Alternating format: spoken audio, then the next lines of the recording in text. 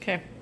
Hi. So the first step in the process for the enchilada casserole is to ground your beef or your chicken or your turkey. You can also, I have a roasted vegetable recipe that you can use for your filling.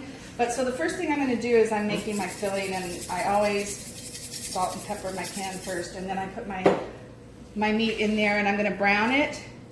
And then once I get that going, and I always use really lean meat because I don't like the oil. And so this is very lean meat. So I'm going to add flavor to it, but not a lot because my sauce has a ton of flavor. So right now I'm just going to brown this, and once it starts browning, I'm going to add my green chilies and my green taco sauce. This is all in the recipe. And let it finish cooking, and then we're just going to let it cool down while I fry up the tortillas.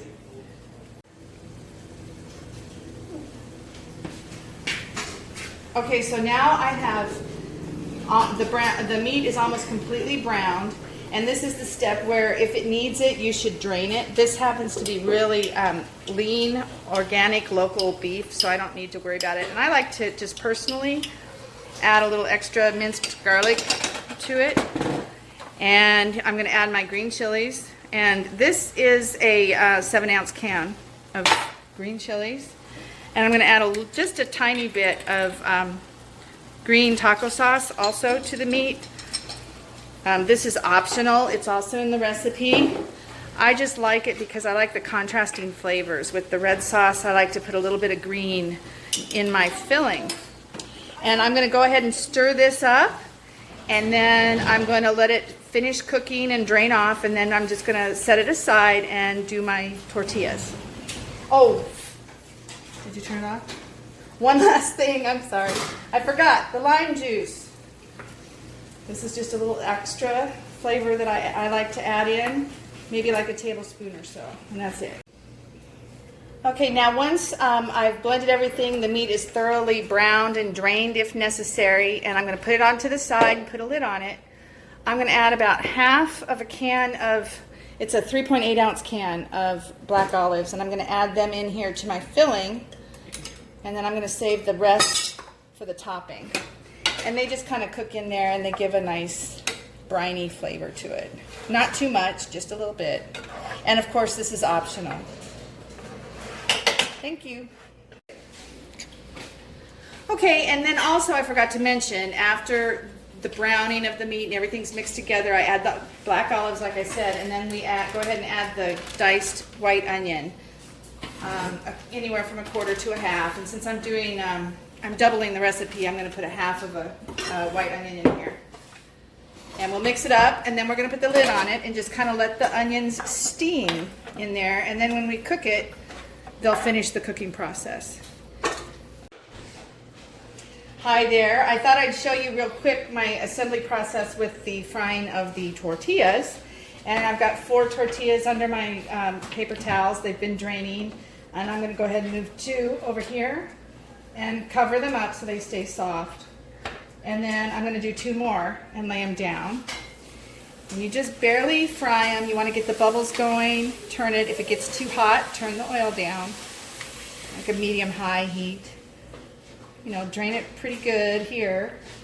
And then you just lay it in here and drain them like this. And then I just keep adding paper towels as they get soaked so that I'm draining the tortillas and they're not oily and the oil doesn't spill into the sauce while you're cooking it.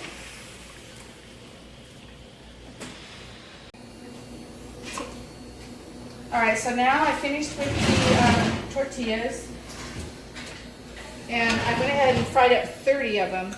I think I use about probably 26 or so when I make it in the 13x9 casserole dish, and then I usually have a few left over, and these, my grandmother's corningware is a perfect dish to roll up like 4 or 5 cheese enchiladas and bake them in the oven for anyone who doesn't want to have the beef.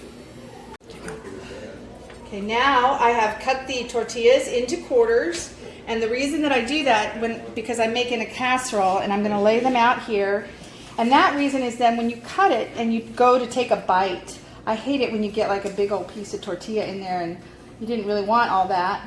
So this way, this cuts that possibility down quite significantly. So we put the sauce, this is our first layer, and then we're gonna put half of the filling that we made earlier. I'll put half of that in there, and you're gonna lay it out nice and even.